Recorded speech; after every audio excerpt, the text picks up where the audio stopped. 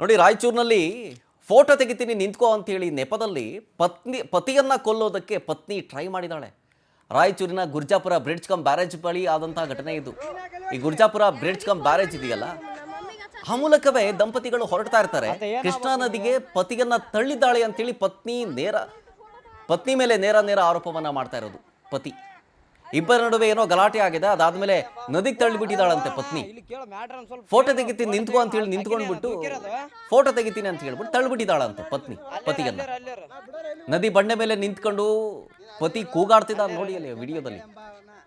ನದಿಗೆ ತಳ್ಳಿ ಪತಿ ಮನೆಗೆ ಕರೆ ಮಾಡಿಬಿಟ್ಟು ನಿಮ್ಮ ಮಗ ಕೊಚ್ಕೊಂಡು ಹೋದ ಅನ್ನೋ ಮಾಹಿತಿಯನ್ನ ಕೊಡೋದಕ್ಕೆ ರೆಡಿ ಆಗಿದ್ಲಂತೆ. ಆಗ ಅಲ್ಲಿನ ಸ್ಥಳೀಯರು ಬಂದು ನೋಡಿದಾಗ ಕೂಡಲೇ ಹಗ್ಗವನ್ನ ಎಸೆದು ಯುವಕನನ್ನ ರಕ್ಷಿಸಿದ್ದಾರೆ.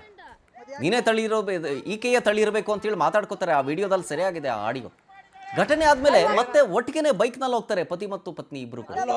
ಇಲ್ಲಿ ಕೇಳು ಮ್ಯಾಟ್ರ್ ಒಂದ್ ಸ್ವಲ್ಪ ಕೇಳು. ಫೋಟೋ ತೆಗಿ ಆಕಿನೇ ದೂಕಿರೋದು